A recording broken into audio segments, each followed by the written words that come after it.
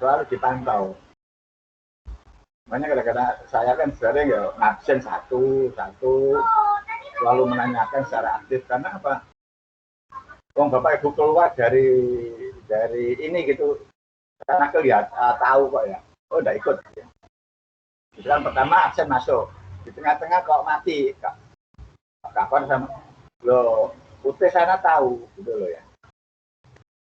Ini ya saya kemarin saya selalu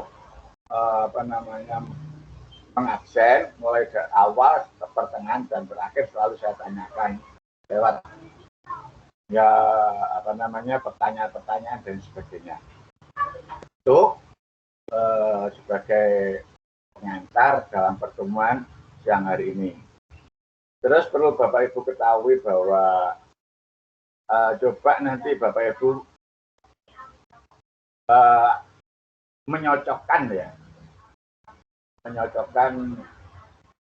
jawaban Bapak Ibu tugas tutorial 3 dengan jawaban menurut buku yang modul yang saya buat soalnya itu. Jadi soal yang pertama ini tolong diperhatikan,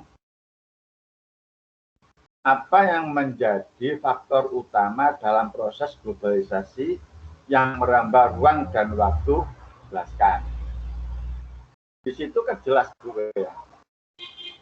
Nah, ini jawabannya adalah apa? Penduduk manusia dan pertumbuhan penduduk. Ini yang mempengaruhi, mempercepat globalisasi. Jadi kalau misalkan ada iptek, itu hanya sekedar penunjang. Betul ya? Jadi karena kebutuhan manusia, pertumbuhan manusia semakin hari semakin tinggi, semakin meningkat, otomatis orang ini kan bergerak gitu ya. Nah, bergeraknya menggunakan alat-alat teknologi itu tadi. Sehingga mempercepat proses globalisasi. Jadi pada dasarnya yang menjadi faktor utama dalam proses globalisasi itu adalah apa? Manusia atau penduduk serta pertumbuhannya. Tumbuhan. Ya. Tuh, ya siapa yang menjawab itu berarti ya itu jawabannya itu betul. Bukan ini banyak yang ya ada yang jawabannya kayak itu banyak ya. Itu Bapak Ibu ya. Terus soal nomor 2. Dalam pengajaran IPS dituntut memiliki kemampuan global. Nah, utamanya kemampuan global itu apa saja? Coba Bapak Ibu lihat di dalam modul ya, menurut pendapatnya Immanuel Kant itu ya, yang kita sebut dengan dwifungsi. Ya, yang dulu sudah saya jelaskan sebetulnya itu saya pertanyaan itu juga mengambil dari pertanyaan Ibu kok. Yaitu dua ilmu tapi untuk mempercepat globalisasi. Nah, apa itu? Jadi setiap pengajaran IPS, guru ini harus memiliki wawasan keruangan. Jadi istilahnya perspektif keruangan atau dalam istilahnya ilmu geografi.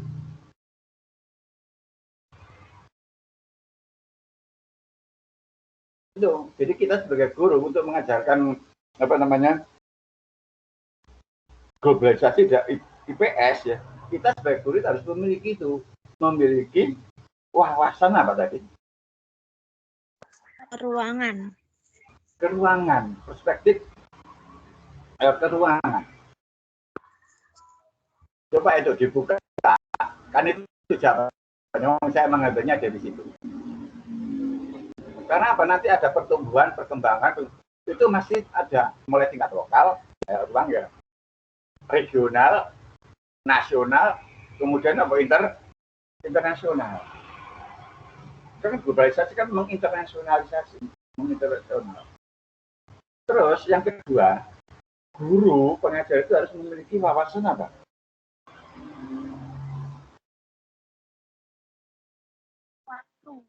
Waktu. Atau dalam istilahnya itu perspektif waktu. Itu Bapak Ibu harus apa? Tahu tentang sejarah. Jadi sejarah itu kan sesuatu yang dimaksud dengan sejarah kan peristiwa ya. Waktu dulu, waktu sekarang, dan waktu yang akan datang itu namanya sejarah.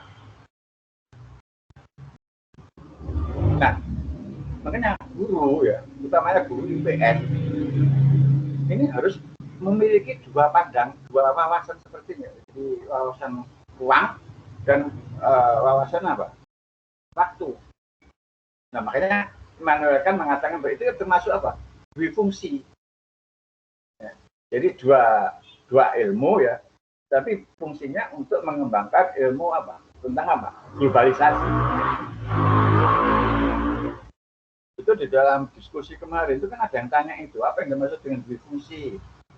Terus saya banyak menerangkan itu kemudian saya buat pertanyaan. Itu Bapak Ibu. Halo. Iya, Pak. Sudah ketemu di dalam modulnya, lihat itu. Itu cuma sedikit kok.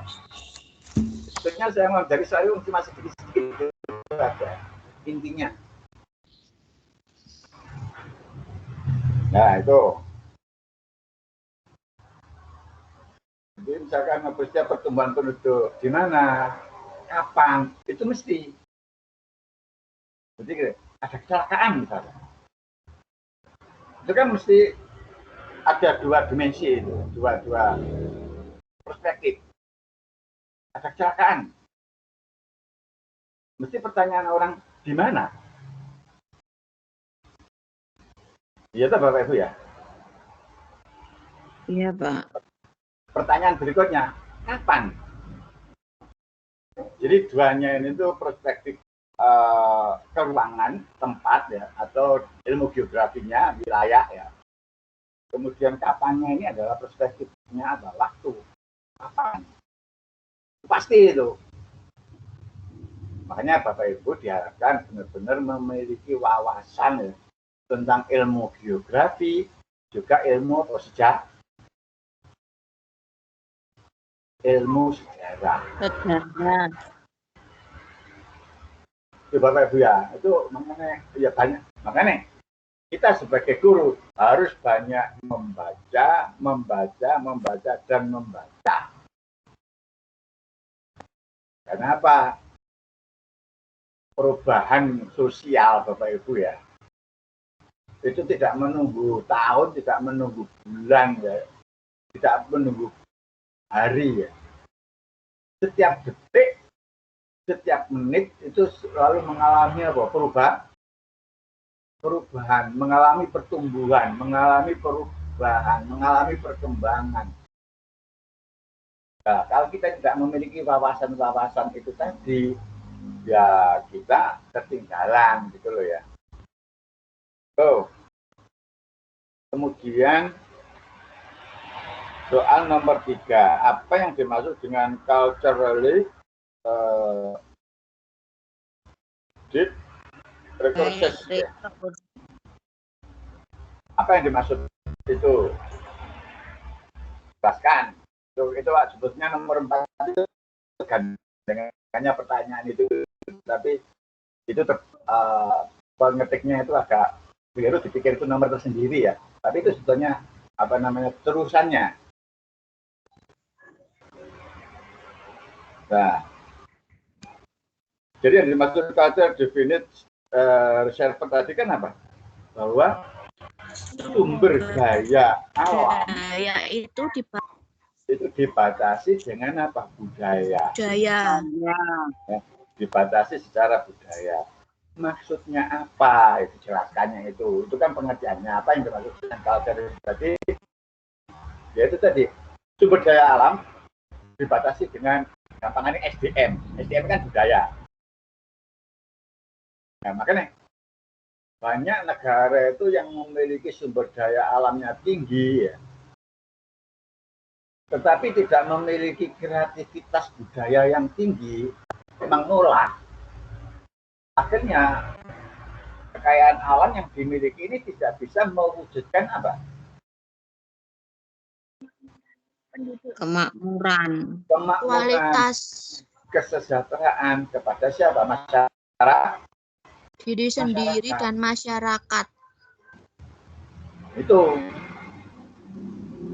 nah, yang diharapkan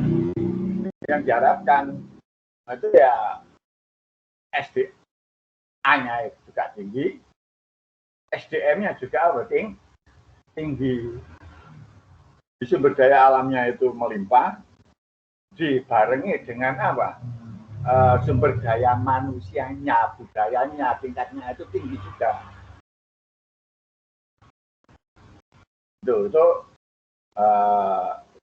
yang dimaksud dengan sumber daya alam dibatasi dengan atau dibatasi secara budaya. Jadi budaya itu termasuk sumber daya manusianya itu, kreativitas, ya, kerja, keilmuannya para manusia yang ada di dalam negara itu. Makanya seperti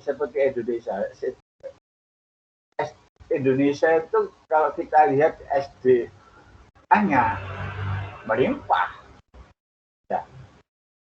Tapi SDM-nya ya, sumber daya manusianya itu bukan, SDM-nya bukan rendah Indonesia itu, tapi mentalitas budaya orang Indonesia itu terlalu lemah gitu loh ya, sehingga tidak mau mengelola sumber daya alamnya. Kadang-kadang kita itu kan udah ada yang mengelola kok ya, daripada kita bisa mengontrak tenaga dari asing aja kok, ngapain kita repot-repot. Itu kan mindsetnya orang Indonesia kan semacam itu. Iya. Bukan berarti sumber daya pemikirannya, tingkat intelektualnya rendah, bukan, tapi mindsetnya yang rendah. Apalagi kita ya, jadi yang saya contohkan, ngapa nggak repot-repot tuku gampang kok. Betul ya gitu ya? Ya, kadang Pak. Nah iya, itu termasuk mindsetnya orang Indonesia. Sehingga Bang, padahal SDM kita, sumber daya di lingkungan kita itu banyak, bisa kita manfaatkan. Gampangan orang Indonesia itu gak seneng repot, kan begitu ya? Iya Pak. Gak mau mengembangkan apa? Gak mau mengembangkan sumber daya manusianya. Indonesia katakan bodoh, saya gak mau. Indonesia sebetulnya kreatif kok, cerdas kok. Tapi kurang memanfaatkan kecerdasannya. Ya. Terus selain itu juga kurang menghargai ya. Jadi kita itu kadang-kadang kurang bangga gitu kalau kita punya saudara, kita punya teman, kita punya itu yang memiliki kreativitas tinggi. Supaya gak seneng, nggak bisa menghargai, termasuk pemerintah. Makanya orang Indonesia yang pandai-pandai, yang ahli-ahli, nggak mau kerja di Indonesia. Kenapa? Itu tadi penghargaannya kurang. Dihargai, Pak. Nah, ya, penghargaannya kurang, entah itu harga-harga bayarannya atau makanya banyak tenaga ahli yang Indonesia yang ahli-ahli itu larinya kemana? Luar negeri. Kerja ke luar negeri, nggak mau kembali ke Indonesia. Ngapain saya punya keahlian gini kok, daripada di Indonesia tidak dihargai, ya, masih tidak disesuaikan dengan ilmunya, gajinya ya foto-foto UMR misalkan ya. Lebih baik saya ke luar negeri aja, gajinya tinggi, ilmu saya dihargai. Itu. Nah, makanya ini PR kita semuanya gitu ya. Karena apa? SDM kita itu sama sumber daya alam kita itu ya tinggi gitu ya. Nah, tapi ya tidak sedikit juga ya orang-orang yang punya mindsetnya itu ya tetap bagaimanapun berapapun tetap apa Indonesia. Indonesia. Contoh misalkan Pak Habibie sudah enak-enak ya menjadi apa sudah di luar negeri ahli pesawat ilmu. Terus karena demi Indonesia dia mengorbankan ilmunya dia kembali untuk membangun Indonesia ya. Pak Habibie itu kan sudah enak, sangat amat dihargai oleh luar negeri karena dia mempunyai ahli pesawat kan begitu. Tapi karena terpanggil ya ke Indonesia untuk membantu presiden, akhirnya dia mengorbankan diri, karirnya dan sebagainya untuk kembali ke Indonesia. Itu contoh kecil ya. Nah, yang semacam itu juga banyak, tapi yang lebih banyak itu ya tenaga-tenaga kita yang ahli-ahli itu keluar apa? Yang keluar luar negeri. Karena kenapa? Gajinya gede, dia sangat amat dihargai. Ya, jadi bukan berarti bodoh mereka. Apa namanya? Hanya budaya ini jangan diartikan intelektualitasnya rendah, jangan hanya diartikan seperti itu ya. Tapi juga apa? Mindset, mentalitasnya itu juga termasuk. Nah, selain itu juga karena negara kita, pemerintahan kita, termasuk kita kurang menghargai apa? Kurang menghargai karya gitu ya. Kemampuan. Karya, kemampuan, budayanya sendiri yaitu. Jelas Bapak Ibu ya? Ngerti ya yang saya maksud ya? Iya, Pak. Ya jelas ya. Kemudian ini soal untuk nomor 4 ya. Jelaskan komponen-komponen dalam pembelajaran IPS yang perlu diperhatikan. Jelas ya itu ya. Ini saya kira tidak hanya materi pembelajaran IPS, semua pembelajaran begitu ya. Jadi kita harus memiliki komponen-komponen yang harus diperhatikan di dalam pembelajaran. Itu yang pertama kan apa? Materi bahasa. Materi atau pokok bahasan atau boleh kita sebut dengan kompetensi dasar itu kalau sekarang istilahnya seperti itu. Kemudian jadi materinya apa? Kita persiapkan. Setelah materinya ini. Proses pembelajaran. Bagaimana kita menyampaikan materi itu? Ya, prosesnya ini Pak panjang. Kita menggunakan metode apa ya? Makanya metode itu kan tidak apa namanya tetap itu saja. Jadi tiap tema, tiap materi, tiap pokok bahasa ini bisa apa? Berubah-ubah apa? Metode. Dalam proses pembelajarannya itu kan menyangkut masalah metode juga tuh Bapak Ibu ya. Kalau dalam apa namanya Bapak Ibu membuat RPP itu. Oke. Beda. Tapi kebanyakan kita itu kan kalau kita membuat RPP metodenya ya mungkin ceramah ya pokok bahasan ceramah. Kabeh pokok bahasan tanya jawab. Jadi metode itu ditentukan setelah apa? Setelah apa? Setelah mengetahui materinya. Oh ini materi ini cocoknya nggak metode ini. Begitu ya? Oh ini materi ini cocoknya menggunakan model metode seperti ini. Itu. Ya terus terang aja ya kita itu kan masih seperti itu. Apalagi RPP-nya nggak gawe dewe. Materinya tidak menentukan sendiri. Jadi copy paste. RPP-nya kebiasaan kuwi wae, fotokopi. Ya, tujuan yang ada dicapai apa tujuannya? Ini juga perlu. Makanya tujuannya juga penting. Makanya Bapak Ibu, Mas-mas ya, dalam segala hal tentukan tujuannya. Biar apa? Langkah panjenengan jelas. Ini yang sering dilakukan ini para, ya maaf ya, kita utamanya ibu-ibu ya. Karena tujuannya tidak dikonsep. Ya. Akhirnya tujuannya kadang-kadang tidak tercapai. Tidak tercapai, malah justru mendapat yang lain. Contoh misalkan. Belanja, Pak.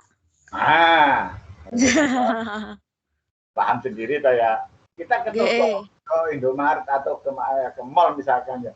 Tujuannya ya maaf ya beli BH misalkan ya. Itu tujuan utama. Ngendi, Pak? Wes, anggar ana toko didemoki, ana kain didemoki, ana apa dikasih. Kepengen cocok dituku, dibeli. Akhir tujuan utama beli data tidak tercapai karena duitnya sudah habis. Iya benar Pak. Bisa ya, bisa beda. Makanya segera apa saja tentukan tujuan. Jangan misalkan kalau seperti ini, saya kuliah di UT, tujuan saya itu apa? Saya meningkatkan prestasi, saya meningkatkan kualitas saya di dalam mengajar supaya bagus dan begini-begini, tahu teknik-teknik, ya itu tujuannya dipelajari. Tapi kalau tujuannya hanya sekedar itu tadi ya, mencari status ya, sekedar ben untuk ijazah,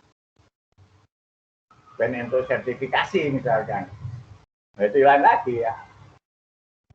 Makanya berangkatnya ya asal, yang penting berangkat.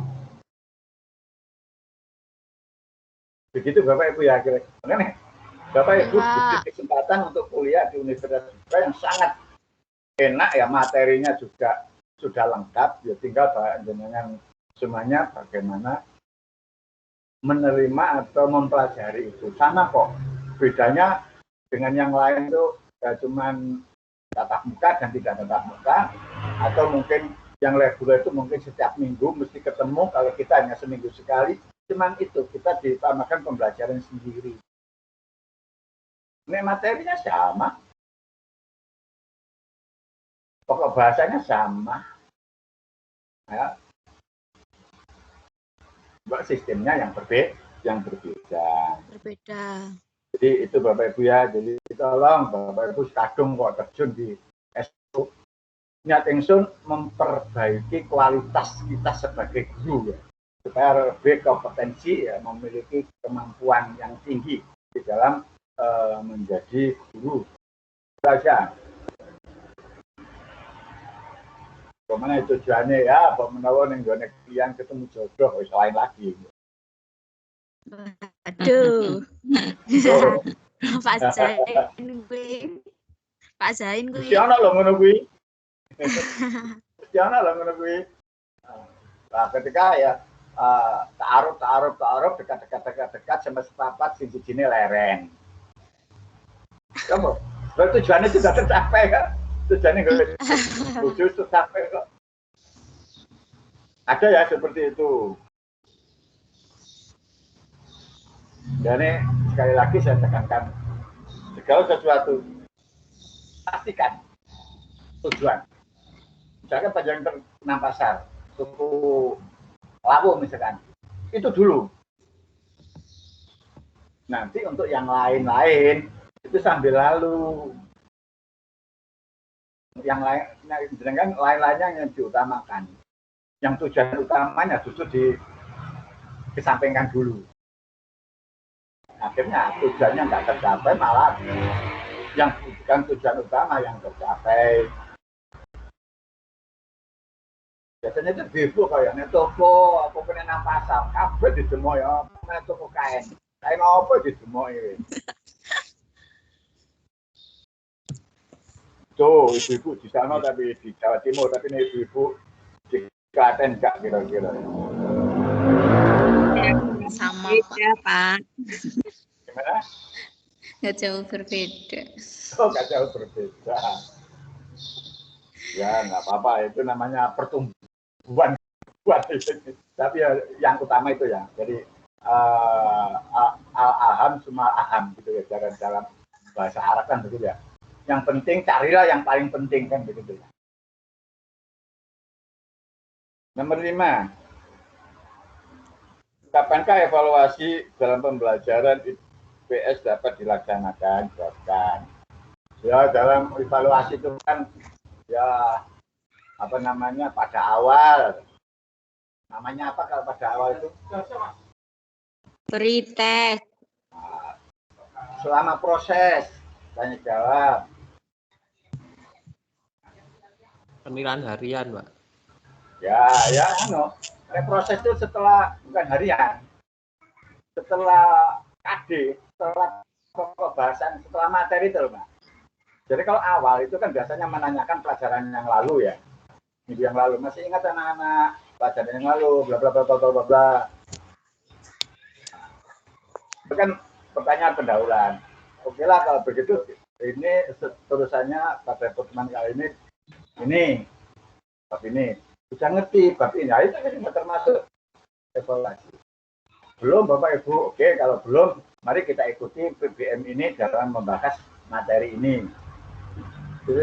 Setelah itu selesai, Bapak Ibu memberikan kesimpulan, terus mengadakan pertanyaan lagi yang Bapak Ibu terangkan tadi. Kan begitu. Jadi kalau dalam proses itu ya tiap kaget, tiap apa ya, tiap materi itu harus Bapak Ibu selalu menanyakan. Jadi akhir pembelajaran kesimpulan untuk kita review lagi gitu loh. Ya, coba jelaskan, misalkan menerangkan apa namanya, menerangkan apa gitu ya. Tanyakan yang Bapak Ibu terangkan tadi, coba diulang kembali yang sudah terangkan. Jadi mengevaluasi sejauh mana ya materi yang panjenengan sampaikan itu sudah diserap oleh anak. Itu ya. Ya, Pak. Terus pada akhir ya, pembelajaran itu ya bisa pada tes itu berarti ini beberapa materi ini biasanya secara keseluruhan. Oke lah Bapak Ibu, itu ya jawaban di tugas 3 kemarin ya. Makanya kalau yang merasa itu jawabannya seperti itu ya apa namanya nilainya 100, tapi kalau itu ya 100 ya kurang lebih. Tapi tidak ada yang 100 persis loh. Ada sih. Itu cuman ada 2 yang dapat nilai 100. Nomor absen 19 sama nomor absen 21. Itu jawaban kemarin itu, jawabannya itu tidak panjang-panjang. Karena panjang-panjang semuanya dimasukkan di situ. Itu jawabannya itu singkat, simpel, tapi mengena. Ya itu memang. Itu hanya, tapi yang lain itu ya 90, 95 ya. Kalau yang soal nomor 3 kemarin minimal 75 minimal yang saya nilai. Oke, baiklah Bapak Ibu ya. Untuk kelompok berikutnya, kelompok terakhir ya, kami ingin mendengar bagaimana presentasi Bapak Ibu. Materi juga tidak terlalu panjang, ini sedikit banget. Yaitu kelompok 7 ya, kelompok terakhir. Ini malah anggotanya banyak. Ada 4 anggota ya, Hasini, Harlina, Hakini, Lutfi Nurfadila, Dunia Sari. Dunia Sari dianggap tidak ada. Materinya modul pembelajaran dan evaluasi pembelajaran perspektif global. Benar itu ya? Iya, Pak. Bentar ya. Hanya 1 KB. Silakan dipresentasikan.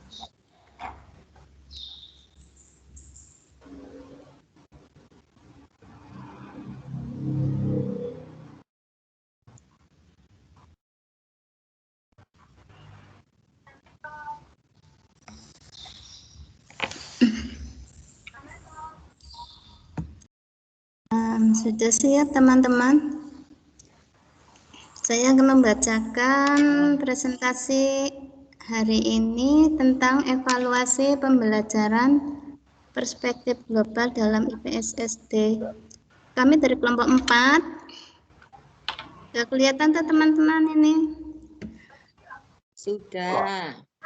Kami dari kelompok 4 dengan beranggotakan 1. Mbak Hartina Tinartinir, 2. Saya sendiri Mbak Hartini, 3. Mbak Lutfi Nurfadilah, yang keempat Mbak Yuniasari. Lanjut.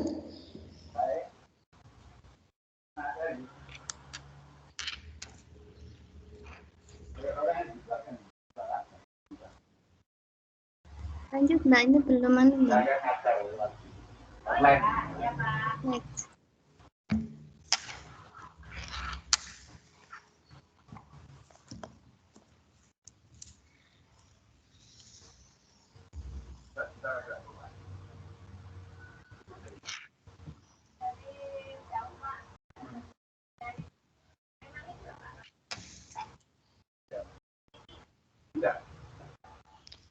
Lanjutnya Mbak.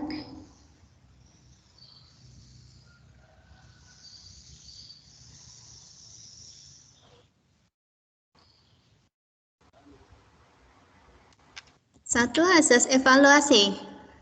Asas evaluasi 1, asas komprehensif atau keseluruhan. Evaluasi harus meliputi seluruh aspek pribadi siswa seperti pengetahuan, penguasaan materi, keterampilan, kemampuan berpikir, sikap, dan dari seluruh aspek materi yang halus. 2. Aspek kesinambungan atau kontinuitas. Evaluasi yang dilakukan harus berkesinambungan dalam proses awal, saat proses berlangsung, dan saat proses berakhir. 3. Asas objektivitas. Evaluasi yang dilakukan atas dasar apa adanya dengan artian yang dilihat itu yang dinilai, tidak ditambah atau dikurangi oleh penafsiran dari pengamatan luar. Lanjut.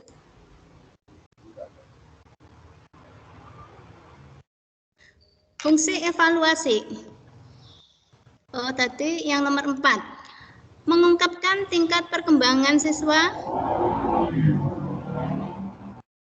Betulkah ini fungsi evaluasi ya?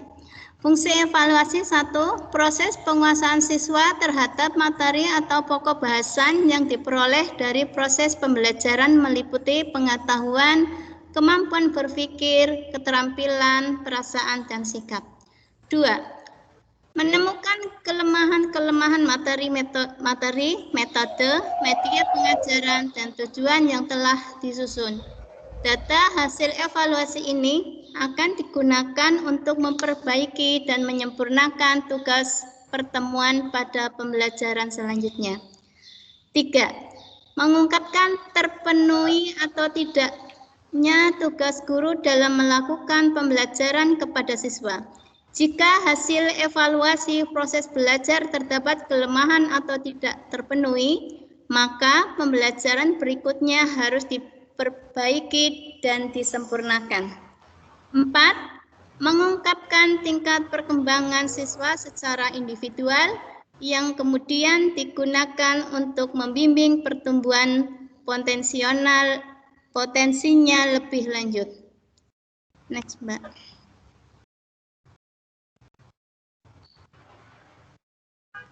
Tujuan evaluasi. A.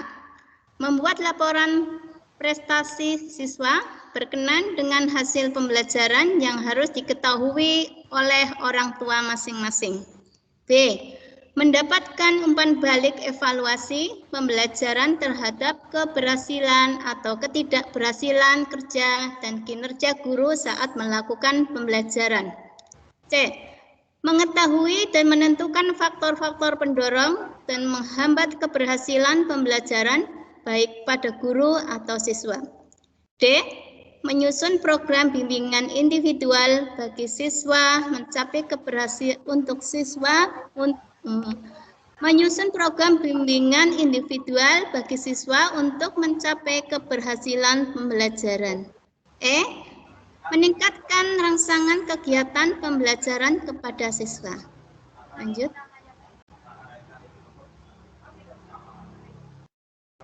Rancangan prosedur dan alat evaluasi hasil pembelajaran perspektif global. Nggak begitu jelas ini.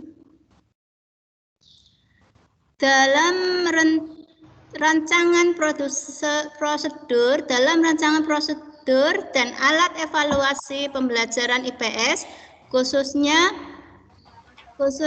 pembelajaran perspektif global dilandaskan berdasarkan asas dan fungsi evaluasi yang benar demi mencapai tujuan evaluasi diharapkan seperti 1.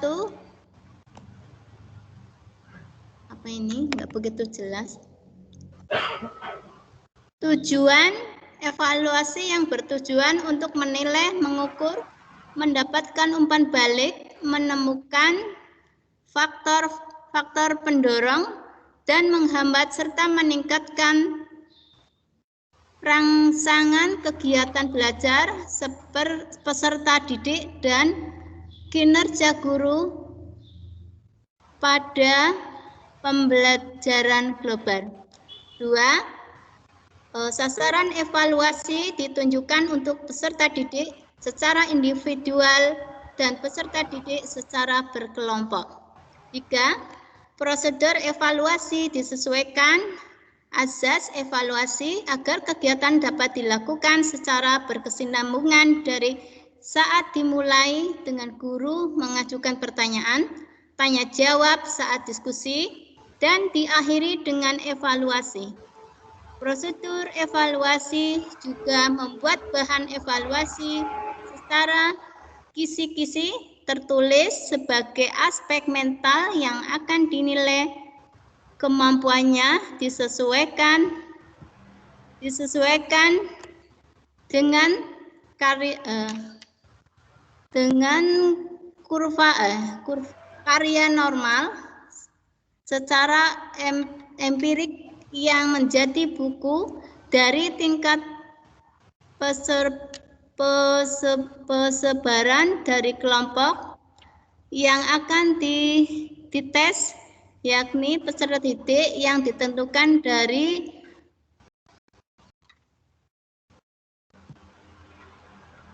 kesukaran tiap butir soal. Lanjut, Mbak.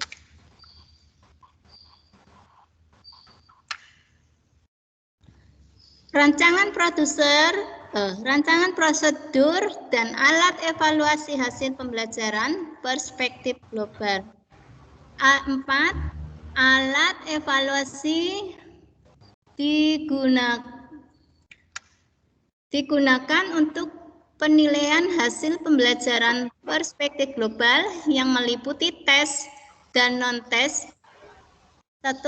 Tes adalah alat evaluasi dalam bentuk tulisan, baik objektif atau uraian.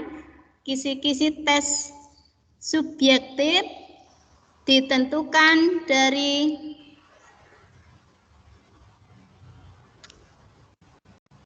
nggak begitu jelas ini, Mbak. Sebentar.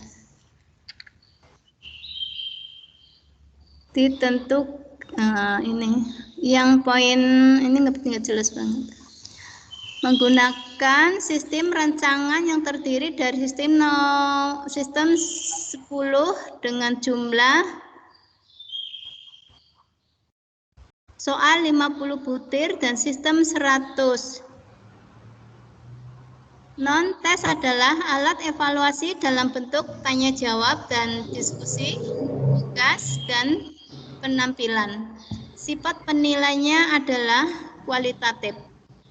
5. Perhitungan hasil evaluasi secara keseluruhan merupakan penjumlahan rata-rata dari hasil non-tes dan tes. Lanjutnya, Mbak.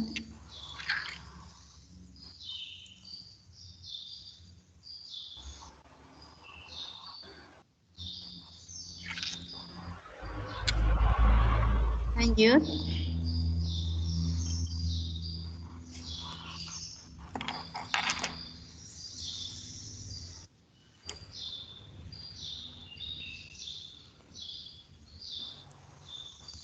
Sudah kelihatan belum, Bu? Yang selanjutnya. Ini ya lanjut aja. Ini sudah nomor 5 tadi sudah dibaca. Kontras itu antara background dan tulisan. Iya Pak, itu backgroundnya kurang terang.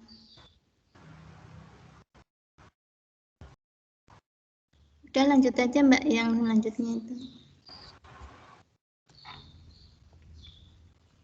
Ini sudah ganti slide. Oh sudah. Rancangan prosedur dan alat evaluasi hasil pembelajaran perspektif global. 4. Alat evaluasi digunakan untuk penilaian hasil pembelajaran perspektif global yang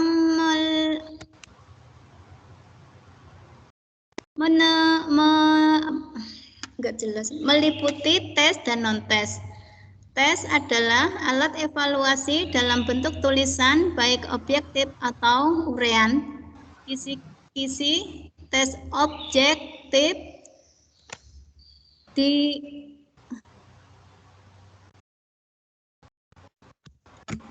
begitu jelas ini.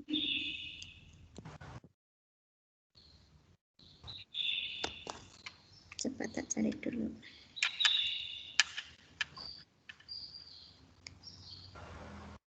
Coba diulang lagi ya share-nya. Iya nih. Kita baca dari sini aja Mbak ini. Bentar. Yang rancangan prosedur dan alat ini. Saya baca dari HP aja ini agak terang.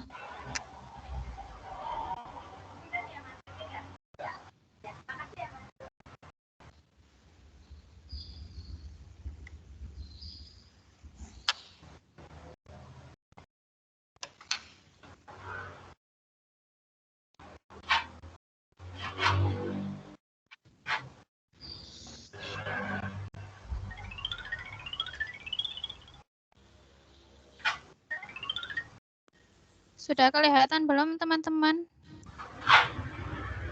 Sudah. Sudah. Maaf ya, laptopnya agak error ini. Ya dan apa? Apa kalau ngasih error gak apa-apa. Ya. Ini sudah penerapan prosedur dan alat evaluasi hasil pembelajaran perspektif global. 2. Evaluasi tertulis. Evaluasi itu ini selanjutnya. Penerapan prosedur dan alat evaluasi hasil pembelajaran perspektif global. 1. Diulang lagi ya Mbak ini Mbak.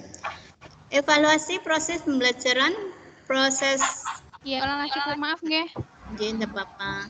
Evaluasi proses pembelajaran perspektif global. A. Setiap awal pembelajaran mengajukan pertanyaan atau tanya jawab dengan peserta didik yang kaitannya dengan perspektif global, baik materi yang belum dibahas atau yang sudah dibahas. B.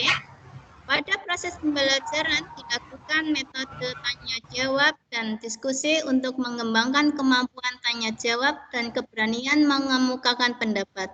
C. Proses pembelajaran juga menerapkan metode tugas baik yang dilakukan di dalam kelas atau di luar lingkungan sekolah untuk mengembangkan proses komunikasi peserta didik dengan orang tua atau pihak tertentu dapat memberikan informasi tentang hal-hal yang berkaitan dengan tugas perspektif. Next, Mbak.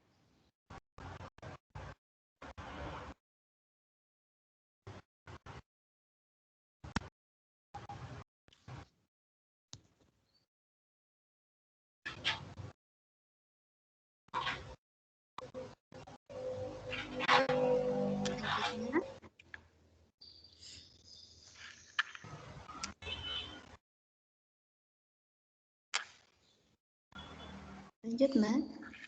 Sudah Ibu, sudah ganti slide. Kok ini belum ya, tempat saya belum ya, masih yang tadi.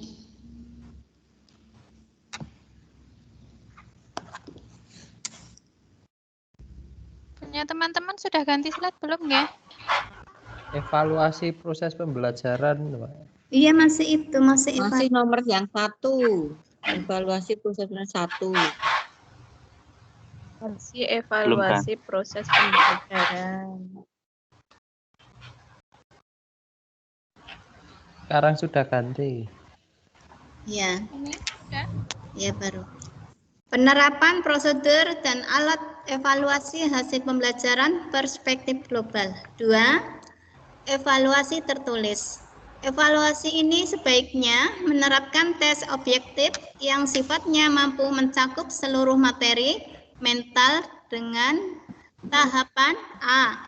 Alat evaluasi objektif tes yang sudah dirancang sesuai kisi-kisi yang sudah dibahas bersama tes objektif yang sudah dibahas bersama. Tes objektif terdiri dari 1.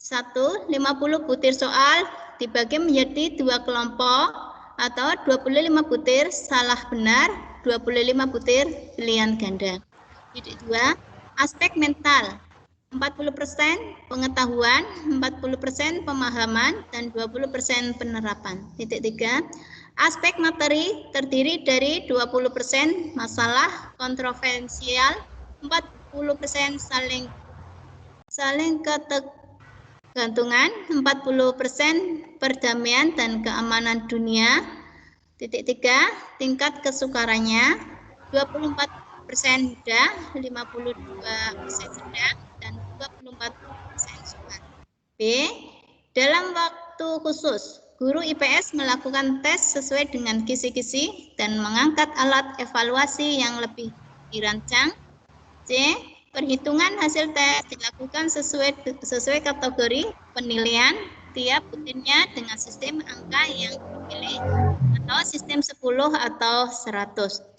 Dengan menerapkan kategori penilaian itu, guru dapat membuat peringkat dan pengelompokan berdasarkan beberapa persen yang termasuk ke dalam kategori baik sekali, baik, cukup, kurang, dan kurang sekali. Lanjut, Mbak.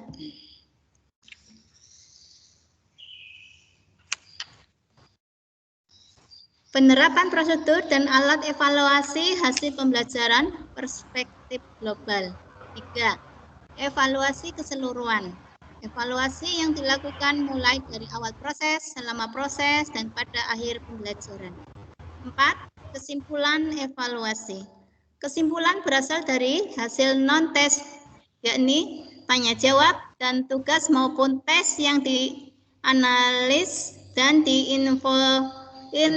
diinterpretasikan, merumuskan hasil dengan fungsi dan tujuan.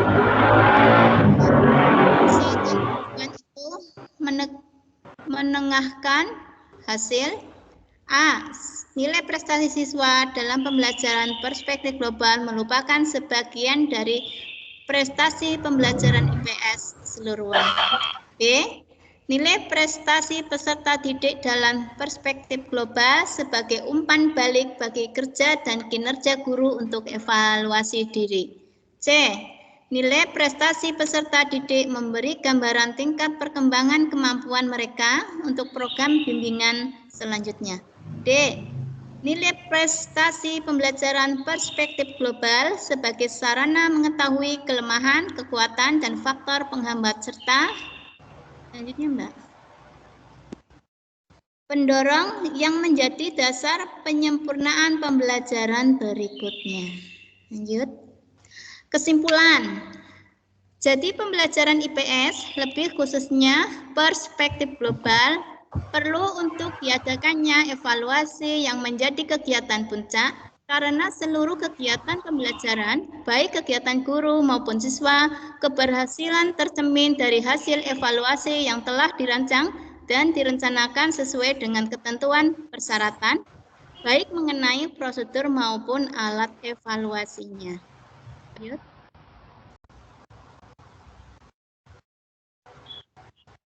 Terima kasih.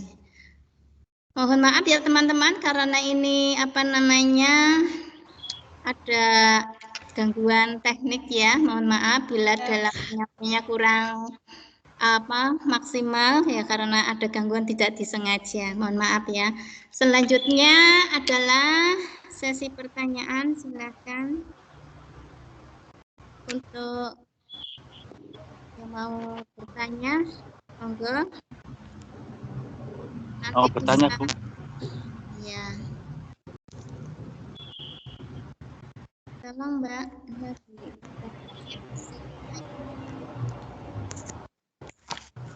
Monggo yang mau bertanya silahkan. Mau bertanya, Bu? J. Ya, silakan sebutkan nama. Saya Hendri Andanto Kasmus. Mas. Ini dari evaluasi.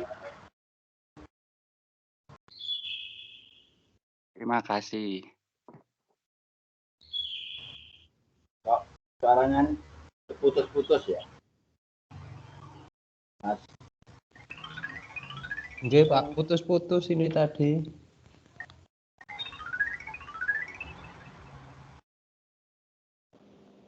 ulangi Apa? pertanyaannya. Apa fungsi dari evaluasi? Itu, Mbak. Terima kasih. Saya mau Selanjutnya, siapa yang mau bertanya? Saya Pak Fadila mau bertanya. Ya, Fadila. silakan.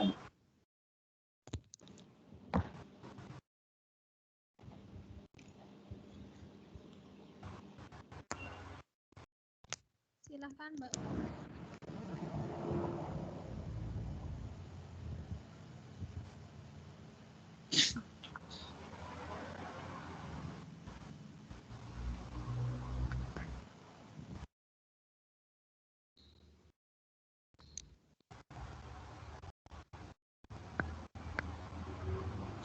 Gimana nih suaranya? Oke.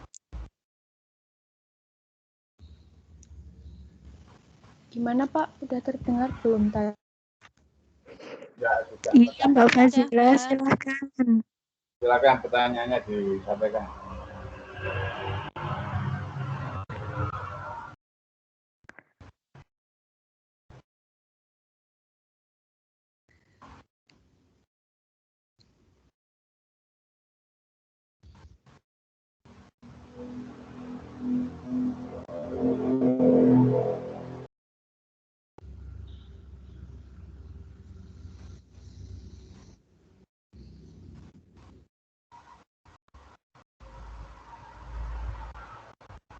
Suaranya putus-putus, Din. Ayo, silakan. Belum ada pertanyaan masuk. Belum kedengaran.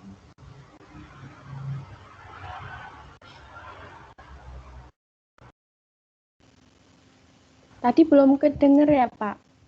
Belum. Oh, Belum. ya. Saya ulangin ya. Belum, Din. Nah, itu Saya wajahnya ulangin ya, Pak. kelihatan. Ya, silakan. Apa aja tujuan evaluasi dalam pembelajaran perspektif global? Terima kasih. Saya Julia, Pak, mau tanya. Silakan. Silahkan Mbak Julia. Pertanyaannya, apa saja yang menjadi sasaran pada evaluasi pembelajaran perspektif global? Saya ulangi, apa saja yang menjadi sasaran pada evaluasi pembelajaran perspektif global? Terima kasih. Kurang 2 pertanyaan lagi. Siapa? Silahkan. Saya Mbak Yuliana mau tanya. Oke, Mbak, monggo. Hakikat evaluasi itu apa ya, Mbak? Coba bisa dijelaskan. Terima kasih. Kurang satu lagi. Silahkan. Siapa? Saya Mbak Tuti. Mbak. Siapa ini? Anggra ini Wulan. Oh ya. Coba Anda jelaskan pentingnya kedudukan kisi-kisi dalam merancang tes sebagai alat evaluasi pada pembelajaran perspektif global.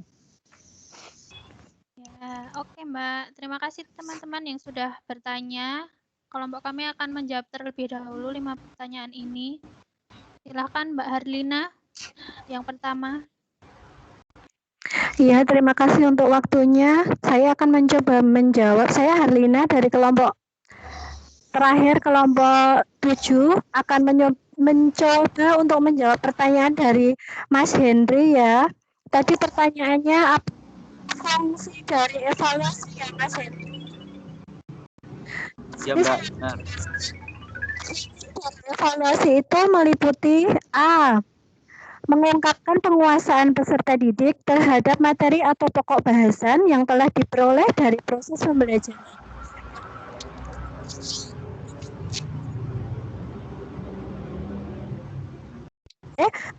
Menemukan kelemahan-kelemahan materi, metode, media pengajaran, dan tujuan. Evaluasi ini selanjutnya dapat digunakan untuk memperbaiki dan menyempurnakan tugas pembelajaran selanjutnya. Terpenuhi tidaknya tugas dari guru dalam melakukan pembelajaran terhadap para peserta didiknya. Jika hasil evaluasi proses pembelajaran itu terdapat kelemahan atau ada yang tidak terpenuhi, maka pada pembelajaran berikutnya harus diperbaiki dan disempurnakan. Selanjutnya, mengungkapkan tingkat perkembangan peserta didik secara individual yang selanjutnya digunakan untuk membimbing pertumbuhan potensinya lebih lanjut. Demikian yang puas atau gimana, mungkin ada teman-teman lain yang akan menambahkan.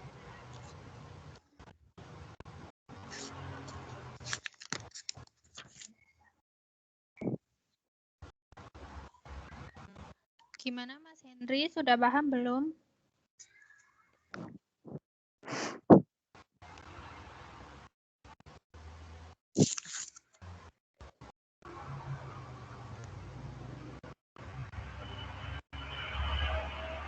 Halo. Mas Henry. Ya Mbak, insya Allah udah paham. Mungkin ada teman-teman yang mau menambahkan, boleh. Silakan di modul itu halaman 6.3. Itu sudah jelas ya fungsi evaluasi. Ya cuman barangkali masing-masing item ya.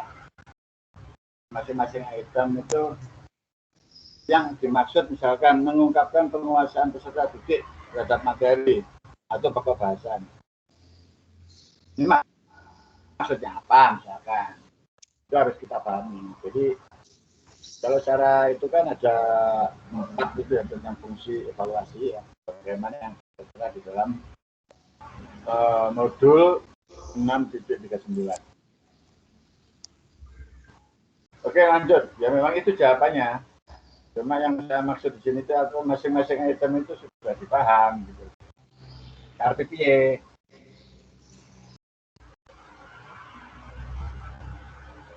Lanjut saja ya Pak.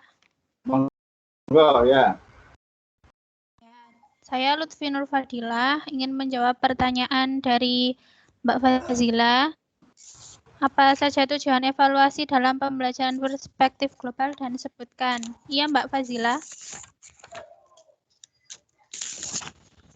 Iya, benar. Ya, dalam pembelajaran perspektif global, evaluasi itu bertujuan untuk yang pertama, kita sebagai guru itu dapat menilai dan mengukur seberapa jauh prestasi peserta didik dalam pembelajaran perspektif global. Apakah sudah memahami 100% atau belum? Yang kedua, kita sebagai guru mendapatkan umpan balik dari prestasi belajar peserta didik. Jadi kita sebagai guru itu tahu gimana kerja dan kinerja kita saat mengajar, apakah sudah maksimal atau belum, anak-anaknya sudah paham atau belum. Yang nomor 3, menentukan faktor-faktor pendorong dan penghambat keberhasilan dalam pembelajaran perspektif global. baik pada pihak siswa ataupun kita pihak guru. Jadi dicari tahu apa yang menjadi keberhasilan dari pengajaran kita dalam proses KBM dan mana yang menjadi penghambatnya untuk kita benahi ke depannya. Yang terakhir, meningkatkan rangsangan kegiatan belajar peserta didik pada pembelajaran perspektif global. Karena pendidikan perspektif global ini masih sangat baru di lingkungan pendidikan, jadi harus merangsang murid-murid untuk berpikir secara luas. Jadi tidak hanya mengacu pada buku saja, harus diajak keluar, berpikir luas. Seperti itu Mbak Fazila. Apakah sudah lebih paham?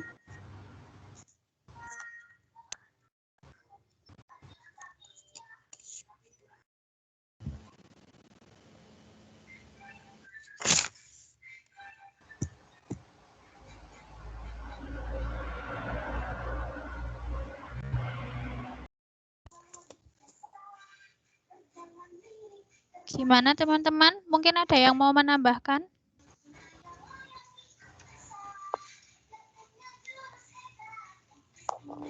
Ya, sudah jelas Mbak Lutfi. Ya, terima kasih. Pertanyaan selanjutnya, monggo Bu Hartini.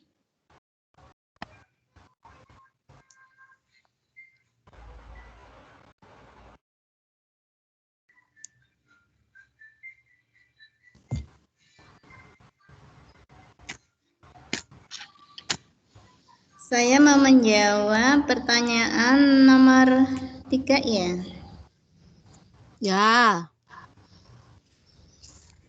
Nomor 3 Mbak Julia. Ya. Nggih, Bu.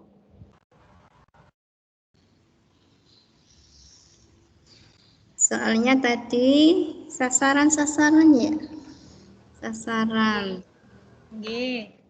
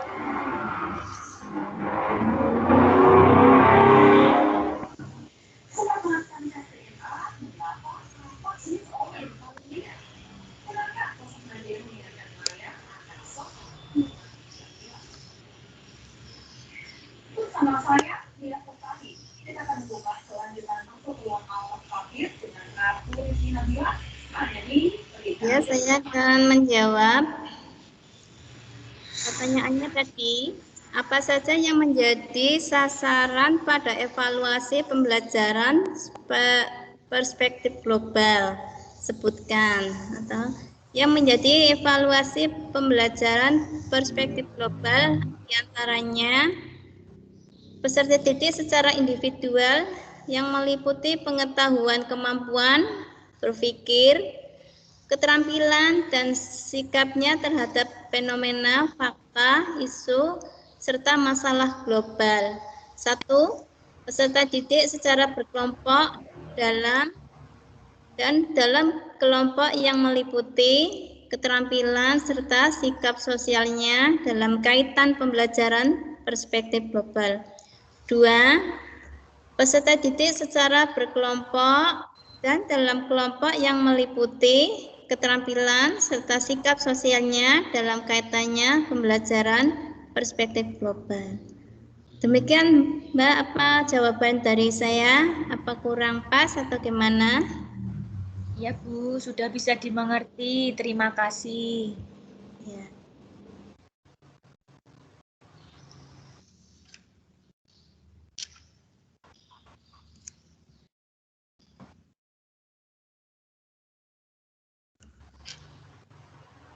Lanjut soal berikutnya enggak?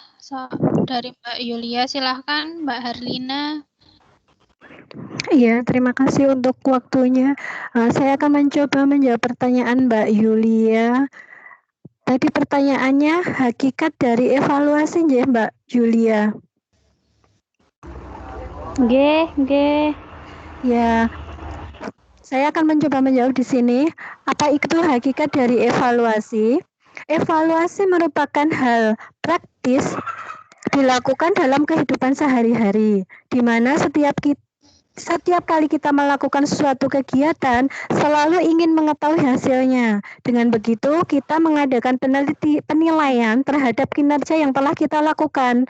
Evaluasi dalam kehidupan sehari-hari tidak didasarkan atas rancangan dan perencanaan. Namun, pada evaluasi pembelajaran IPS, khususnya pembelajaran perspektif global, evaluasi yang dilakukan harus memenuhi ketentuan yang dirancang dan direncanakan. Prosedur maupun alat evaluasi pada pembelajaran IPS. Khususnya pembelajaran perspektif global harus berlandaskan asas dan fungsi dari evaluasi yang benar untuk mencapai tujuan dari evaluasi yang diharapkan. Demikian Mbak Julia jawaban dari kelompok kami. Apakah sudah bisa dipahami? Oh. Nggih, sampun Mbak, matur suwun. Iya, sama-sama Mbak Julia. Ya, saya Lutfi Nur Fadilah menjawab pertanyaan terakhir nomor 5 dari Mbak Anggraini. Soalnya coba Anda jelaskan pengertian kedudukan kisi-kisi merancang tes sebagai alat evaluasi pada pembelajaran perspektif global. Ya Mbak, betul tidak?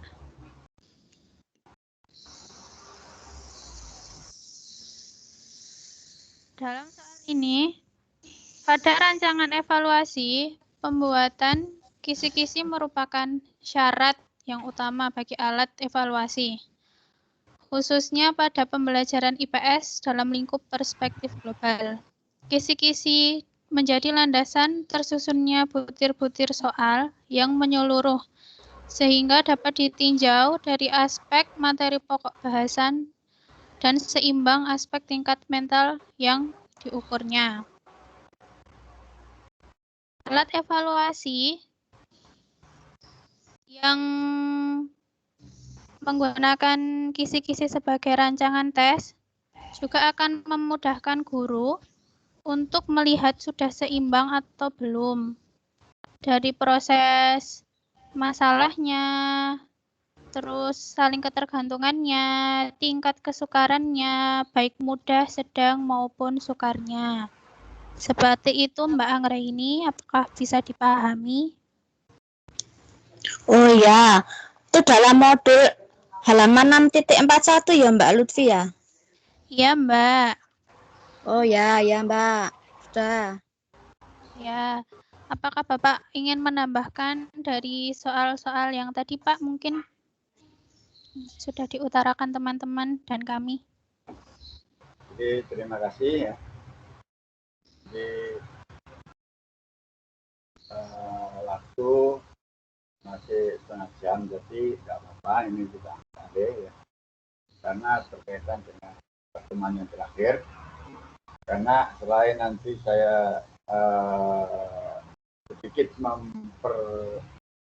mempertegas dari jawaban-jawaban tadi, ini juga nanti ada hal yang perlu saya sampaikan pada pertemuan terakhir. Baiklah ya, untuk apa fungsi evaluasi ya?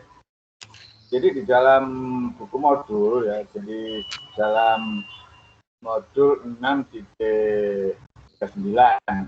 berarti sudah ya dijelaskan tentang fungsi.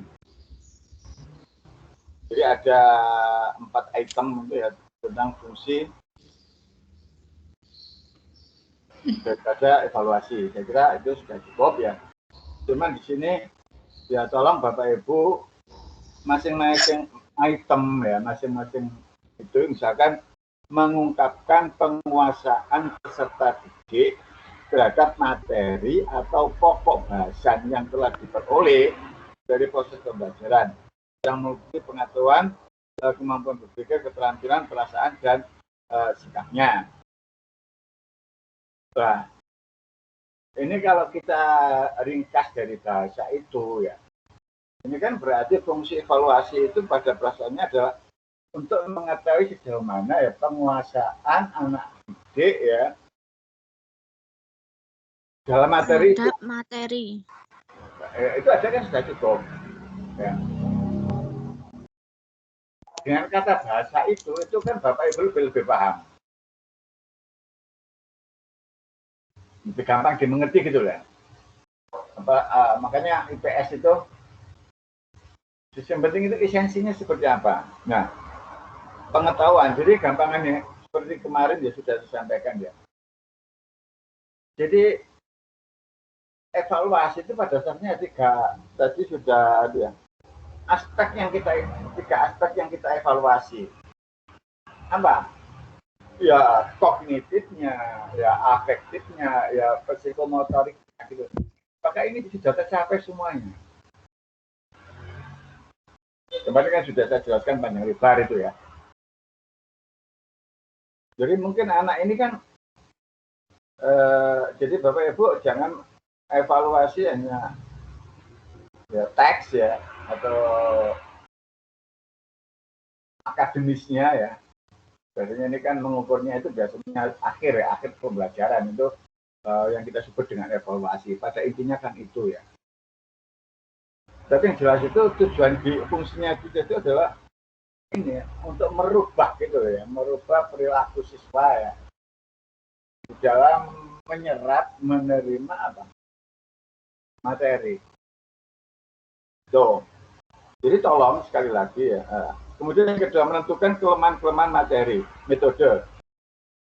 Nah, kalau ini untuk siapa? Coba menentukan kelemahan-kelemahan materi, metode, media pengajaran, dan tujuan. Makanya jadi evaluasi ini ya, ini tolong mindsetnya ini dibetulin ya. Evaluasi itu mungkin mindset Bapak Ibu kan evaluasi untuk siswa. Ya. Ya dah? Ya Pak. Tapi dalam proses belajar mengajar, evaluasi ini ya untuk siswa ya. Jadi mengevaluasi siswa, juga mengevaluasi siapa? Guru. Guru pengajarnya. Misalkan, jadi nggak bisa menguasai materi ya. Apakah materi ini saya terlalu tinggi? Itu ya. Atau kita di dalam menyampaikan materi ini bahasanya terlalu apa ya? Terlalu bulat. Jadi bulat terlalu tinggi misalkan. Kalau anak SD kan hanya sederhana aja loh ya.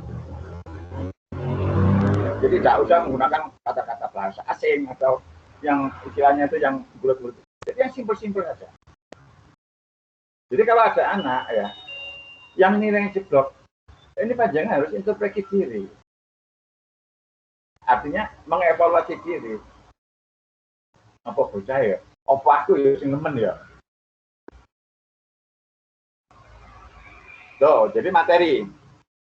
Ini mungkin dalam materi, kalau materi itu kan ya kita tidak bisa menyimpang ya dari apa namanya kurikulum yang ada ya kan sudah ditentukan ya itu ya di dalam apa namanya silabus itu ya. Tapi mungkin ya dalam kita menyampaikan itu loh ya. Makanya saya mengharapkan Bapak Ibu memahami materi, intinya materi itu sih ngomong begitu. Esensi materinya itu apa? Itu silakan Bapak Ibu nanti di dalam menyampaikan itu menggunakan bahasa yang sangat amat sederhana yang bisa diterima oleh siswa. Betul ya. Kemudian metode, kok nggak bisa diserap anak ya? Apakah metode saya yang salah ya? Nah, itu kan mengevaluasi siapa? Gurunya. Atau media pengajarannya ya yang kurang. Nah ini Makanya dari evaluasi itu, kan di situ ada sasarannya itu, ya tidak. Sasaran tidak hanya anak didik ya, tapi juga apa? Ya guru juga. Makanya di dalam istilahnya kan proses belajar mengajar Bapak Ibu ya. Nah, proses belajar mengajar, yang belajar ini siapa? Ini kan kita harus tahu. Jadi yang belajar itu tuh utamanya guru. Belajar apa? Belajar keadaan siswa, situasi siswa. Makanya kalau Bapak Ibu masuk kelas, ini jangan ujuk-ujuk ya. Apa ujuk-ujuk ya? Tiba-tiba. Ayo, langsung anak-anak, silakan buka LKS dalam sekian, gini, bla. Kita lihat dulu ya, namanya pengelolaan kelas ya, kalau di dalam kelas ini sudah siap belum? Terus anak ini ada yang galau enggak? Ini kan kita harus peka gitu loh. Sebab saya kira dalam kelas itu masing-masing anak itu kan berangkat sekolahnya itu dengan berangkat yang beda-beda, apa namanya, keadaan sebelum dia berangkat. Mungkin dia belum sarapan, ngeluh, atau mungkin tidak bisa ngoni, atau mungkin sebelum berangkat ramai dengan saudaranya, atau mungkin dengan, ini kan merubah apa namanya keadaan siswa itu. Makanya dipelajari dulu, kita masuk, kita ya bincang-bincang sejenak, tanya-tanya sejenak, bagaimana untuk membangkitkan anak dan juga untuk mengetahui bagaimana keadaan anak itu sudah siap belum menerima pelajaran. Itu dalam proses belajar mengajar. Jadi ini image kita atau sebagian banyak orang bahwa yang dimaksud dengan proses belajar mengajar itu kan yang belajar siapa? Ya siswa. Tapi pada intinya itu guru ya. Belajar, mempelajari ya, karakter, keadaan, situasi, lingkungan sekolah itu. Baru kita, kalau sudah tahu, baru kita melakukan proses mengajarnya. Kalau belum siap ya kita ajak ngobrol, kita dongengin misalkan. Apalagi kalau anak-anak kelas bawah, kita dongengin, kita ajak main-main di luar. Ya, yang ada kaitannya tentunya main di luar, yang ada kaitannya dengan materi. Dan seterusnya. Makanya Bapak Ibu ya bisa melaksanakan evaluasi ini harus benar-benar ya memperhatikan materinya yang ada. Apa saja yang menjadi sasaran. Nah, apa yang menjadi sasaran Bapak Ibu? Jadi jawabannya apa? Halo.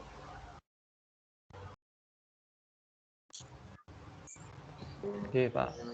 Putus-putus, Pak. Sinyalnya saya jelek. Apa yang menjadi sasaran itu apa?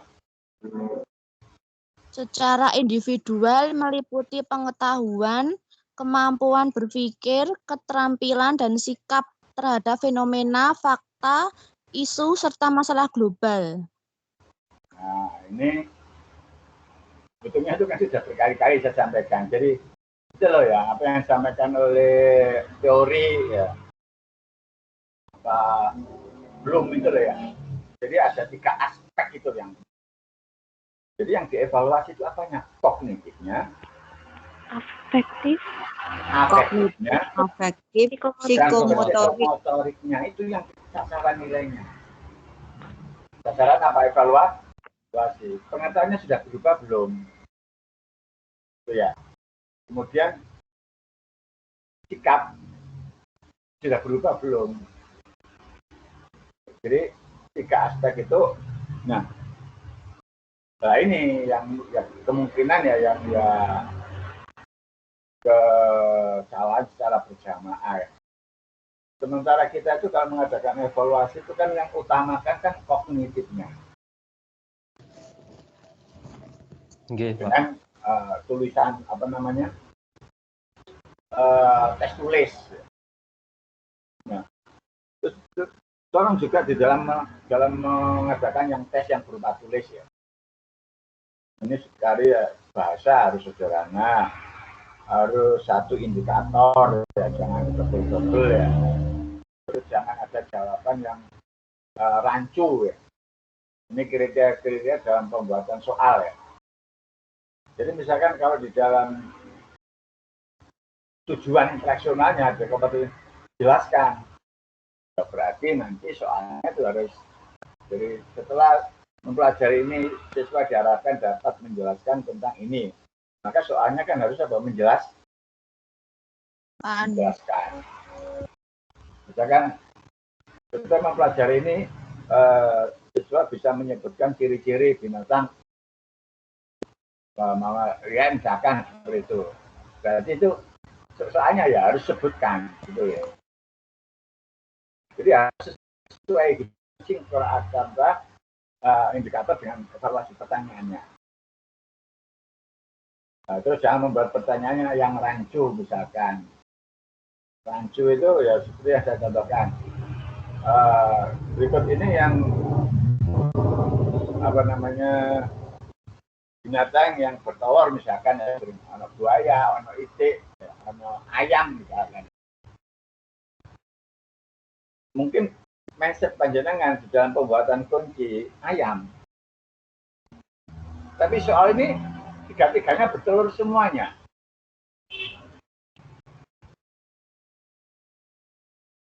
Ya, bertelur semuanya. Ada yang menjawab buaya. Oh salah ini. Karena apa? Karena Bapak Ibu sudah mindset bahwa yang tujuan yang ditanyakan itu adalah apa? Ayam. Sehingga kalau tidak jawaban ayam ya salah. Nah, itu kan ya fatal banget. Nah, itu banyak yang terjadi. Saya menemukan soal-soal semacam itu. Terus ya tidak boleh indikator misalkan sebutkan dan jelaskan itu juga tidak boleh. Jadi kalau jelaskan ya jelaskan kok, sebutkan kok. Ya, jelaskan dan berikan contoh ya, itu juga tidak boleh. Itu teknik-teknis di dalam apa namanya pembuatan soal. Ya.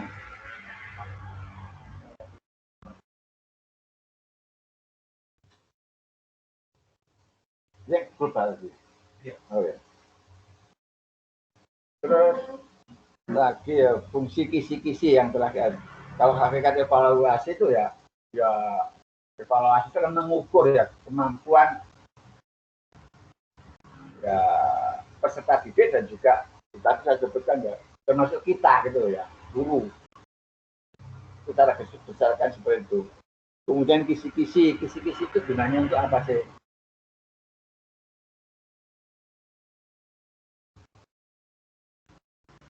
Enak loh ya sekarang mahasiswa sekarang ya atau siswa sekarang itu enak banget ya. Kisi-kisi itu kan sudah menjurus ke soal. Kadang-kadang guru itu harus sebelumnya itu memberikan kisi-kisi kepada siswa. Jadi kisi-kisi itu, nah itu kan sudah ya secara tidak langsung itu kan sudah memberikan petunjuk, oh soalnya nanti seperti ini. Jadi yang ditanyakan itu ini, soal model pertanyaan itu kan ya bagaimana kreativitas daripada guru itu mengelola bahasa. Tapi yang ditanyakan kan tentang ini gitu ya, itu kisi-kisi. Jadi untuk mempermudah apa namanya fungsi kisi-kisi itu ya untuk supaya terarah gitu ya. Jadi pertanyaan itu terarah sesuai dengan biasa yang saya katakan tadi. Jadi misalkan jelaskan ya kisi-kisinya harus di situ soalnya harus menjelaskan tentang apa kan begitu. Jadi kisi-kisi itu sudah pada dasarnya sudah menjurus menuju ke jawaban soal kan. Kalau zaman dulu nggak ada kisi-kisi, dia soalnya sembuh. Nah, akhir-akhir dengan kurikulum ditunjukkan adanya kisi-kisi, ada pokok bahasa, ada tujuan interaksi, tujuannya saya sebutkan. Kurang jelas lagi sekarang kalau ada kisi-kisi. Karena kayak bocah-bocah anak-anak yang SMA, yang mahasiswa itu biasanya tanya, Pak, kisi-kisinya mana? Yang adanya kisi-kisi itu nanti anak sudah bisa apa menjawab. Kalau SD kan belum ngerti apa itu kisi-kisi. Baiklah Bapak Ibu ya, untuk ini ya tentang evaluasi, saya kira Bapak Ibu sudah menjalankan ya setiap hari, setiap saat dalam pembelajaran. Nah, tolong ya, ini bagaimana membuat evaluasi, memberikan evaluasi yang baik. Bagaimana? Silakan Bapak Ibu ya membaca modul ini. Artinya, bagaimana saya kemukakan kemarin bahwa setiap modul ya itu dalam pokok bahasa modul terakhir itu mesti ada evaluasi. Karena dalam modul ini, setiap modul itu ada 3 bagian ya. 3 bagiannya, satu masalah materi pembelajaran. Yang kedua, proses pembelajarannya seperti apa. Dan yang ketiga adalah teknik evaluasi. Ini dalam satu modul itu mesti ada 3 utama itu. Materi, bagaimana proses pembelajarannya, kemudian yang ketiga bagaimana mengevaluasinya. Coba lihat Bapak Ibu di dalam modul-modul panjang kan mesti bab akhir mesti ada evaluasi. Untuk sementara begitu Bapak Ibu ya. Ini barangkali saya mengajar selama 8 kali pertemuan, ada enggak enaknya ya. Ada kurangnya, saya kira banyak kurangnya. Saya bukan sama ya dengan Bapak Ibu masih belajar ya. Mohon dimaafin ya. Dan tolong kekurangan saya dilengkapi. Ya Pak. Iya Pak.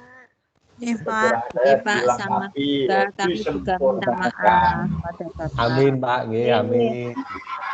Yang kedua, mungkin Bapak Ibu nanti setelah ini itu kan ada apa istilahnya edaran untuk mengevaluasi ya. Untuk mengevaluasi para tutor atau dosen mungkin loh. Kalau yang dulu kan seperti itu. Ya. Sudah Pak. Angkat itu ya Pak. Sudah ngisi Sudah. Pak. Oh ya. Sudah Pak. Tolong diisi untuk misalkan penjenengan mengevaluasi saya. Tolong dievaluasi yang objektif ya. Oke Pak. Siap. Ojo neko-neko gitu. Oke. Ngomong kayaknya ya. Gak enak. Oh, Pak Jenny Yang baik-baik aja Pak. Oh, itu namanya bujuin, baik-baik kabeh. Pokoknya the best Pak. Yang Lah, memang positif baik saja kok Pak. Emangnya Memang baik. Lah, ya di TV yang negatif lah. Yang objektif saja, enak. Kan ada beberapa item itu mungkin ya yang disuruhnya itu biaya. Misalkan penampilan, misalkan kurang, misalkan. Nanti keren Pak. Kemudian penguasaan materi, sangat kurang, checklist, sangat kurang. Gak apa-apa kok, ya. Gak apa-apa. Objektif itu, jangan apa namanya, Pak. B. Apik kabeh kok. Ya nyatane apik ya Pak. Saya malu tuh kalau nggak sesuai karo realita itu malu gitu.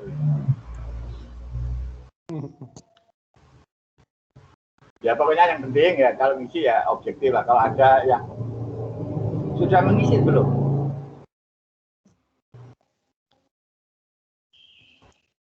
Belum Pak, tapi nanti mau diisi. Oh mau nanti ya. Ya habis ini Pak. Ya tolong ya pesan saya yang objektif ya. Jujur loh saya ini, saya nggak main-main loh. Oke Pak. Jujur Pak. Ya. Pak. Objektif Pak. Iya Pak. Siap Pak. Pak Jenny udah nggak bisa nerang tulis nggak bisa, jalan.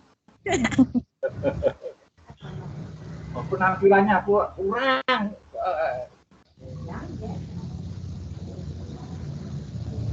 Kak sopan, saya tulis ya, kawan. Ya, semuanya adalah untuk evaluasi diri ya, evaluasi diri saya ya. Makanya saya mempersilahkan kekurangan saya apa ya. Ini tolong jangan lewat LSF, tapi lewat Japri saja. Juga ketawa atau Mas Setiawan ini ya, Mas apa ini? Nggih, Pak. Jangan ketawa, ini serius. Japri, jangan lewat itu kan. Nggih. Lah kekurangannya kayaknya mboten nenten Pak, kekurangannya Pak. Oh Pak Jani gini ya, Japri Pak, jangan kalau menerangkan begini, menyampaikan gini. Nanti berikutnya saya tak mengadakan perubahan ke manusia itu kan dinilai orang gitu ya. Kalau menilainya diri sendiri kan mesti baik gitu loh ya. Karena ya, nilai dirinya elek itu karena mesti apik gitu. Jadi yang penilaian kan dari orang lain. Itu pesan saya ya. Terus sekali lagi, insya Allah ya, jangan khawatir untuk penilaian dari saya ya. Tapi saya sangat berpesan kepada semuanya untuk sekali lagi mempersiapkan diri, usahakan ujian nanti mencapai 30% ke atas gitu loh ya. Amin. Oke, Pak. Kalau dari saya, sudahlah jangan usah ragu-ragu ya. Masih yang saya sebutkan kurang-kurang tadi sudah terpenuhi semuanya. Saya buat begitu ya. Jadi ini asyru walatu asyru ya. Jadi permudahlah, jangan bersulit orang lain itu. Kan begitu ya? Nggih. Nggih, Pak. Karena lanjutkan semuanya saya permudah itu. Tinggal kelanjutannya bagaimana yang beradaptasi dengan UT. Makanya panjenengan harus sinau, harus belajar. Sepakat ya? Nggih, Sepakat, Pak. Pak, nggih. Paham, Pak. Sepakat. Ya, siapkan diri ya. Nggih. Ya, siap, Pak. Nah, ujian itu ya sehari itu full loh ya. Nggih. Nang prei ngentut tok metu ngentut tok ya. Tapi Bapak Ibu belum mengalami dalam satu kelas ini kan online ya, kemarin online ya. Nggih, Pak. Kemarin masih online. Masih online. Kalau yang langsung itu ya biasanya ke SMK 1 Surakarta sana tempat ujiannya ya. Nah, itu sehari penuh, mulai jam 8 sampai jam 5 ya, berapa mata kuliah itu. Biasanya 2 hari ya, Sabtu sama Minggu. Jadi jam-jam pertama mungkin segar. Karena mata kuliah yang jam-jamnya kedua, ketiga, terus gak loyo. Jadi sekarang dengan adanya ini ya mungkin Bapak Ibu diuntungkan lah. Ya. Misalkan buka ya sempat buka. Kalau yang tatap muka langsung gitu ya ujiannya itu ketat ya. Nah oleh aja kalau pengawasnya ketahuan langsung dicoret. Itu kalau yang ujian di dalam kelas itu, soalnya apa? Saya tahu persis gitu ya. Karena apa? Dulu istri saya itu kan juga orang UT gitu ya. Orang kantor UT, dosen UT, dosen asli UT. Jadi saya tahu persis tentang apa namanya lika-liku di UT itu saya sedikit banyak tahu karena sekian lama saya dengan istri saya di kantor itu saya mengikuti gitu ya. Nah, sekarang sudah sendiri ya, saya sudah tidak tahu bagaimana perkembangan UT, saya nggak tahu. Kalau dulu selama saya masih ada di situ, masih belum almarhum, ya saya tahu persis.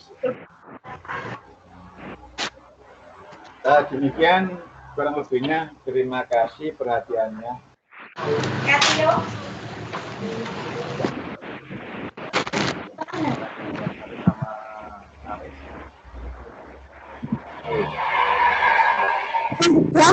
Maaf ya, ini ada informasi dari dari instruktur saya,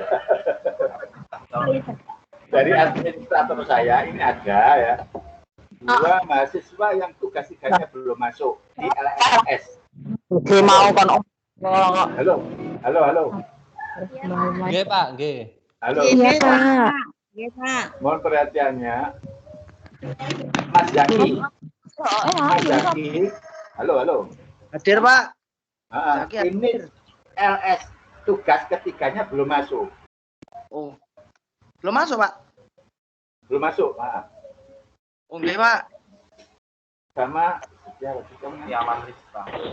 Setiawan. Nggih, saya, Pak. Ya. Nanti saya upload ulang, Pak, coba. Ya, makanya tolong diupload ulang. Kemungkinan pada waktu ngupload kemarin mungkin waktu sibuk atau ramai atau sehingga tidak bisa masuk gitu ya. Tapi yang jelas itu yang ke saya sudah ada, sudah saya koreksi. Jadi tolong yang di LMS itu tolong diupload terus sampai ada bukti untuk apa benar-benar masuk. Itu atas nama Mas Zaki sama atas nama Mas Setiawan. Gitu ya. Ya tolong diulang-ulang lagi untuk mengupload itu. Ya lewat LMS ya, inilah ya. Mungkin karena sinyal. Ini saya mau upload ulang di LMS sudah overdue itu, Pak? Atau mungkin bisa dibuka kembali atau pripun? Sudah dinyatakan bisa masuk. Nopo di istilahnya sudah ditutup overdue itu, Pak? Jadi ini sudah ada overdue ya, tapi di sini catatan Mas Setiawan sama Zaki. Oh, nggih. Nggih, Pak. Nggih. Saya upload ulang coba. Nah, ini kalau masih belum katanya administrator saya kalau belum masuk gitu loh. Katanya asisten saya belum masuk terus. Gak ada asisten tak, Pak? Mas Esti, Mbak Esti gak usah ngomong ya. Ini rahasia berdua sama Mbak Esti yang tahu.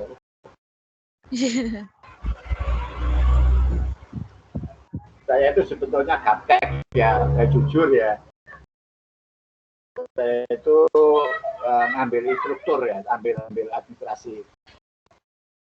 Jadi yang mengoperasionalkan ini ya untuk instruktur saya itu.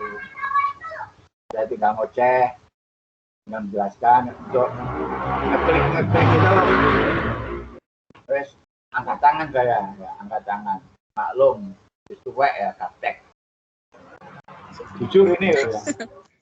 Ini jujur saya sampaikan loh, apa adanya. Makanya banyak dosen-dosen yang tidak punya inisiatif ya. Tutor-tutor yang tidak punya inisiatif, kadang ini bingung. Melayu rono, melayu rene, tanya sana, tanya sini. Nah saya kan ya kreatif, apa bingung-bingung. Kok ono kursusan kok ya. Kerjasama aja dengan khususan itu kan sudah beres. Iya betul, Pak. Yap. Tuh, nah yang lain itu bingung ya, banyak yang bingung loh. Ini katanya ada yang sampai saat ini ada yang belum bisa kok. Itu materi praktek apa gitu loh ya. Ya maklum ya dosen atau tutor itu banyak yang tua-tua ya. Jadi cara teknologi itu sampai banget. Di rumah juga ada komputer besaran aja. Tapi kalau didampingi anak ini gak dijudono malah diseneni disentai kok.